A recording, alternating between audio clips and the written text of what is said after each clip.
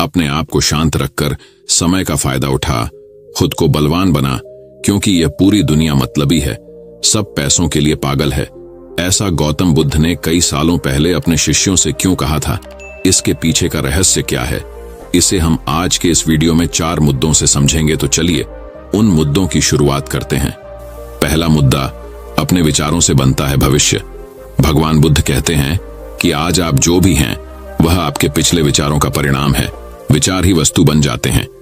इसका सीधा सा मतलब यह है कि हम जैसा सोचते हैं वैसा ही भविष्य का निर्माण करते हैं। यही बात धम्मपद, गीता, जिन सूत्र और योग सूत्र में कही गई है। इसे आज का विज्ञान आकर्षण का नियम कहता है। संसार को हम 5 इंद्रियों से ही जानते हैं और कोई दूसरा रास्ता नहीं। जो भी ग्रहण किया गया है उसका मन और मस्तिष्क पर गहरा प्रभाव पड़ता है। उस प्रभाव से ही चित्त निर्मित होता है और निरंतर परिवर्तित होने वाला होता है। इस चित्त को समझने से ही आपके जीवन का खेल आपको समझ में आने लगेगा। अधिकतर लोग अब इसे समझकर अच्छे स्थान, माहौल और लोगों के बीच रहने लगे हैं। वे अपनी सोच को बदलने के लिए ध्यान या पॉजिटिव मोटिवेशन की क्लासेस भी जाने लगे हैं। वैज्ञानिक कहते हैं कि मानव मस्तिष्क में 24 घंटे में लगभग 60,000 विचार आते हैं। उनमें से ज्यादातर नकारात्मक होते हैं। नकारात्मक विचारों का पलड़ा भारी है तो फिर भविष्य भी वैसा ही होगा, और यदि मिश्रित विचार हैं तो मिश्रित भविष्य होगा। अधिकतर लोग नकारात्मक फिल्में, सीरियल और गाने देखते रहते हैं। इससे उनका मन और मस्तिष्क वैसा ही निर्मित हो जाता है। वे गंदे या जासूसी उपन्यास पढ़कर भी वैसा ही सोचने लगते हैं। आजकल तो इंटरनेट है जहां हर तरह की नकारात्मक चीजें ढूंढी जा सकती हैं। न्यूज चैनल दिन भर नकारात्मक खबरें ही दिखाते रहते हैं, जिन्हें देखकर सामूहिक रूप से समाज का मन और मस्तिष्क खराब होता रहता है। तो चलिए जानते हैं दबाव में शांत रहने का रहस्य। जिस तरह से आप दबाव पर प्रतिक्रिया करते हैं वह आपके बारे में बहुत कुछ कहता है। क्या आप गर्म स्थिति में शांत रहते हैं या आप तनाव के पहले संकेत पर ही भड़क उठते हैं? यह पता चला है कि आपके व्यवहार के पीछे कुछ जटिल कारण हैं। यदि आप दबाव में शांत रहने के लिए संघर्ष कर रहे हैं तो ऐसे उपकरण हैं जिनका उपयोग आप इससे निपटने के लिए कर सकते हैं, जिनके कई फायदे हैं। खासकर जब परीक्षाएं नजदीक आ रही हो, तनाव के प्रति हमारी प्रतिक्रिया किस कारण से होती है? हमारे जीवन में तनाव का स्तर बढ़ और घट सकता है। आखिर परीक्षाएं इतनी तनावपूर्ण क्यों होती हैं? बुद्ध बताते हैं, परीक्षा से पहले लगभग हर कोई घबराहट महसूस करता है। परीक्षाएं कई कारणों से तनावपूर्ण हो सकती है, जैसे लोगों का खुद से बहुत अधिक उम्मीदें रखना, दूसरों से अपनी तुलना करना और परीक्षा पूरी करने और परिणाम प्राप्त करने के बीच अनिश्चितता की अवधि। लेकिन जितना संभव हो सके तनाव को प्रबंधित करना महत्वपूर्ण है, क्योंकि इसका परिणामों पर प्रभाव पड़ सकता है। जब हम तनावग्रस्त होते हैं तो हमारी स्पष्ट रूप से सोचने की क्षमता प्रभावित होती है और एकाग्रता और समस्या समाधान कौशल कमजोर हो जाते हैं। बुद्ध कहते हैं, हम कोर्टिसोल नामक एक तनाव हार्मोन भी छोड़ते हैं और बताते हैं कि ऊंचा कोर्टिसोल हमारी याददाश्त के साथ साथ हमारी प्रतिरक्षा प्रणाली में भी हस्तक्षेप करता है। वह पायलटों को उन लोगों के आदर्श उदाहरण के रूप में रेखांकित करती है जो तनावग्रस्त हुए बिना सतर्क रहने में सक्षम हैं। शांत रहने से वे सर्वोत्तम संभव तरीके से प्रतिक्रिया करने में सक्षम हो जाते हैं और दुविधा से निपटने के लिए चरण दर चरण प्रक्रिया से गुजरते हैं। इस तर्क संगत दृष्टिकोण का मतलब है कि वे कर्मचारियों और यात्रियों से संवाद कर सकते हैं, उनकी पायलट सामग्री की समीक्षा कर सकते हैं और आवश्यक कदम उठा सकते हैं। बुद्ध कहते हैं कि अगर छात्रों को परीक्षा के दिन अपना सर्वश्रेष्ठ प्रदर्शन करना है तो उन्हें भी वही दृष्टिकोण अपनाने और बिना घबराए सतर्क रहने की जरूरत है। तनाव का स्तर बढ़ने पर शांत कैसे रहे? चलिए जानते हैं। कभी कभी तनाव अपरिहार्य होता है, लेकिन बुद्ध के अनुसार तनाव को प्रबंधित करने और कम करने की कुंजी संकेतों को जल्दी पहचानना है।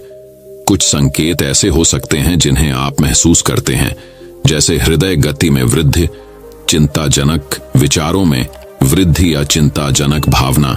तनाव बढ़ने से पहले उसे कम करने के लिए बुद्ध की युक्तियों में शामिल हैं। पहली युक्ति, विश्राम या फिर संगीत सुने, स्नान करे या गहरी सांस लेने के कुछ व्यायाम करे। दूसरी युक्ति, व्यायाम, इससे एंडोर्फिन रिलीज होगा और मानसिक और शारीरिक दोनों लाभ होंगे। तीसरी युक्ति, मंत्र का उपयोग करना, अपने दिमाग में बार बार आराम करें या शांत जैसे शब्द कहे। चौथी युक्ति, सकारात्मक आत्मचर्चा। ऐसी बातें कहे जो चिंता कम करे, जैसे मैं यह कर सकता हूं या यह ठीक रहेगा। पांचवी युक्ति, स्वस्थ जीवन शैली बनाए रखें। अच्छा खाएं, भरपूर नींद लें और हाइड्रेटेड रहें। छठी युक्ति, सुखद घटनाएं। तनावपूर्ण समय के दौरान दोस्तों, परिवार और शौक के लिए समय निकालते रहें। समय प्रबंधन व्यवस्थित रहें और बहुत अधिक काम न लें। आप अकेले नहीं हैं। जब आप तनावग्रस्त या अभिभूत महसूस कर रहे हों तो यह जानना महत्वपूर्ण है कि प्रबंधन में आपकी सहायता के लिए बहुत सारे संसाधन हैं। हेडस्पेस के पास छात्रों के लिए कई प्रकार के सुझाव हैं और जिस परिवार के सदस्य या मित्र पर आप भरोसा करते हैं उसके साथ बातचीत करने की शक्ति को न भूलें। तो दोस्तों, चलिए बढ़ते हैं हमारे दूसरे मुद्दे की तरफ। तुम्हारा मन अशांत है, किनारे के पास की तेज लहरों की तरह। जितना अधिक हम मन के विरुद्ध लड़ते हैं, ध्यान और शांति उतनी ही कठिन होती जाती है। जब आप माइंडफुलनेस मेडिटेशन अभ्यास शुरू करते हैं तो आप उत्तेजित होते हैं, गतिशील होते हैं। आपके विचार लगातार इधर उधर घूमते रहते हैं। हो सकता है कि आप अपने जीवन में दर्द या आघात जैसी नकारात्मक चीजों के बारे में भी सोचना शुरू कर दें। अपने आप को जबरदस्ती चुप कराने की कोशिश में आप उन विकर्षणों और विचारों से लड़ने की कोशिश कर सकते हैं जो इसके चारों ओर घूम रहे हैं। अनुभव आपको डूबा हुआ और पराजित महसूस करा सकता है, क्योंकि मौन एक अप्राप्य लक्ष्य प्रतीत होता है। मौन ध्यान के लिए अपने मन को शांत करने का प्रयास तट के करीब लहरों से लड़ने की कोशिश करने जैसा हो सकता है। आपके दिमाग का स्वभाव विचार उत्पन्न करना है।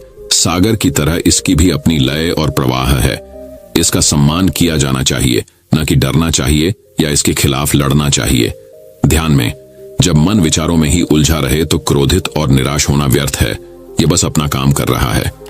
उन विचारों से लड़ने की कोशिश करने से आपकी हताशा ही बढ़ेगी और संपूर्ण सचेतनता का अनुभव करने की आपकी क्षमता में बाधा आएगी। एक बार जब आप इसके खिलाफ लड़ना बंद कर देते हैं और इसे स्वाभाविक रूप से बहने देते हैं तो आप अराजकता और विकर्षणों से परे अपने आंतरिक आत्म की गहराई में पीछे हटना शुरू कर सकते हैं। इसकी सभी अवस्थाओं में मन की सराहना करना, प्राइमर्डियल साउंड मेडिटेशन जैसी मंत्र आधारित ध्यान तकनीक का अभ्यास करने में आप अपने मंत्र को सहजता और आसानी से दोहराते हैं। मंत्र एक उपकरण है जो मन पर कब्जा कर लेता है, जिससे आप ध्यान में गहराई तक जा सकते हैं। मंत्र संक्षेप में एक विचार है जो अन्य विचारों को प्रतिस्थापित करता है। जैसे जैसे आप अपना मंत्र दोहराएंगे, आपके मन में विचार आते रहेंगे, लेकिन अगर आप उन्हें घटने और बहने देते हैं तो समय बीतने के साथ साथ आप एक शांत मन का अनुभव करेंगे। मौन ध्यान आपको आंतरिक शांति और खुशी प्राप्त करने के लिए अपने व्यस्त मस्तिष्क से जागरूकता लाने में मदद करेगा। सांसों की धीमी गति और मन की शांति आपको अपने भीतर सभी सुंदर चीजों को देखने के लिए स्पष्टता लाती है, क्योंकि आप पूरे ब्रह्मांड की पूर्णता का प्रतिबिंब बन जाते हैं। हालांकि गतिविधि में भी उतनी ही सुंदरता है जितनी शांत पानी में है। यदि आप मन की अशांति में उसकी सराहना करना सीख सकते हैं तो आप उसकी शांति का अनुभव करने के लिए तैयार होंगे। समुद्र की उथल पुथल सुंदर सीपियों, चट्टानों और समुद्री जीवों का उपहार लेकर आती है। मन की गतिविधि जब गहराई से देखी जाती है तो आपके लिए रचनात्मकता और समाधान ला सकती है। यह सब इस बात पर निर्भर करता है कि आप कहां स्थित हैं। क्या आप लगातार तेज लहरों से यानी अपने विचारों से इधर उधर उछले जा रहे हैं, और क्या आप अपने मन पर सहजता और निडरता से तैर रहे हैं। अपने ध्यान अभ्यास के माध्यम से प्राप्त मौन में निहित आपके लिए दैनिक जीवन की हलचल में एक नए दृष्टिकोण के साथ वापस कदम रखना आसान होगा। दूसरे शब्दों में, मन की मौन वापसी के माध्यम से आंतरिक शांति तक पहुंचना जीवन की खामियों को रोकने के बारे में नहीं है, बल्कि उन्हें एक नए दृष्टिकोण से गले लगाने के बारे में है। और आहत करने वाले शब्दों की बौछार के बजाय आप अपनी मां की आलोचना को अस्पष्ट पैकेजिंग में प्रेमपूर्ण चिंता के रूप में देखना शुरू कर सकते हैं। जाने दो और अपने भीतर के एसओ पर भरोसा रखो।